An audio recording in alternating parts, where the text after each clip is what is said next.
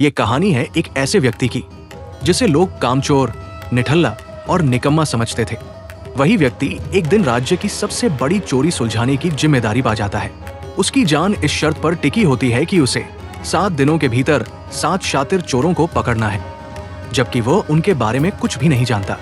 ये कहानी है मोहन की, जिसके एक छोटे से झूठ ने उसे मृत्यु के मुख तक पहुंचा दिया और शनिदेव की उसी कृपा ने उसे एक अनोखे ढंग से बचा भी लिया। एक दिन राज्य में हड़कंप मच गया। शाही खजाने में सेंध लग चुकी थी। लाखों की संपत्ति चोरी हो गई थी और किसी को कानो कान खबर तक नहीं थी। लोगों में ये चर्चा फैल चुकी थी कि मोहन नामक एक व्यक्ति के पास अद्भुत शक्तियां हैं, जो भूत, भविष्य और वर्तमान सब जानता है। विशेषकर शनिवार के दिन उसकी कही कोई भी बात असत्य नहीं होती, ऐसी मान्यता बन चुकी थी। ये कथा भी एक शनिवार से ही आरंभ होती है। मोहन एक साधारण, आलसी और काम से जी चुराने वाला व्यक्ति था। उसकी पत्नी तक उससे तंग आ चुकी थी और समाज उसे तिरस्कार की दृष्टि से देखता था। अगले दिन शनिवार था।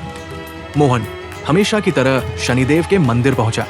वो मूर्ति के चरणों में सिर रखकर फूट फूट कर रो पड़ा। वर्षों की उपेक्षा, अपमान और असफलता आज उसके आंसुओं में बह रही थी।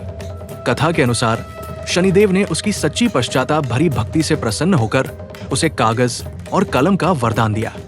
ये संकेत दिया गया कि जो रेखाएं वो खींचेगा वही उसका मार्ग और भाग्य निर्धारित करेंगी। साथ ही ये भी कहा गया कि शनिवार उसका साक्षी होगा और उस दिन उसका हर महत्वपूर्ण कार्य सिद्ध होगा।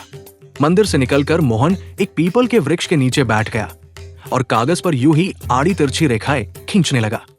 लोग उसे देखकर हंस रहे थे, पर तभी एक व्यक्ति अपनी खोई हुई बकरी की तलाश में वहां पहुंचा।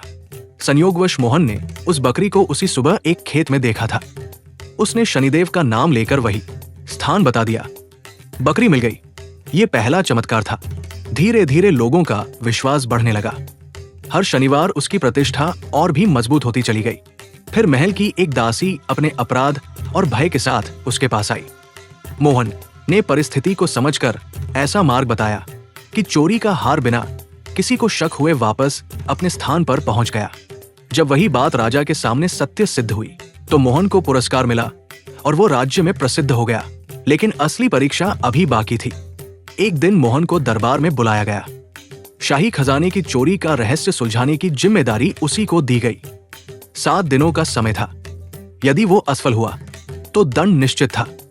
मोहन ने अगले शनिवार तक का समय मांगा। उधर असली चोर, 7 शातिर अपराधी डर के साए में जी रहे थे। संयोगवश उन्होंने मोहन की कही कुछ बातें सुन ली। 7 में से 1 गया, 7 में से 2 गए। ये शब्द मोहन की घबराहट से निकले थे, लेकिन चोरों ने उन्हें भविष्यवाणी समझ लिया। उन्हें लगा कि ज्योतिषी एक एक कर उन्हें पहचान रहा है। दिन बीतते गए। हर दिन मोहन की चिंता बढ़ती गई और हर दिन चोरों का डर भी। शुक्रवार की रात जब मोहन ने कहा 7 में से 6 गए, अब 1 बचा है, तो चोर पूरी तरह टूट गए। उन्हें यकीन हो गया कि शनिवार को उनका अंत निश्चित है। शनिवार की भोर में वे सभी मोहन के घर पहुंचे, भय और अपराधबोध से टूटे हुए। उन्होंने सब कुछ स्वीकार कर लिया। मोहन ने स्थिति को समझ लिया और शनिदेव को मन ही मन धन्यवाद दिया। उसने उन्हें चोरी का सारा माल शहर के बाहर एक पुराने सूखे कुएं में फेंकने का आदेश दिया। अंत शनिवार को मोहन आत्मविश्वास के साथ दरबार पहुंचा।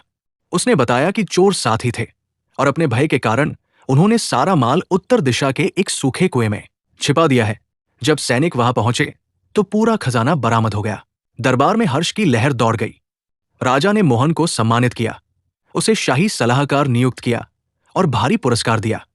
जिस व्यक्ति को कभी निठल्ला कहा जाता था वही राज्य का गौरव बन गया।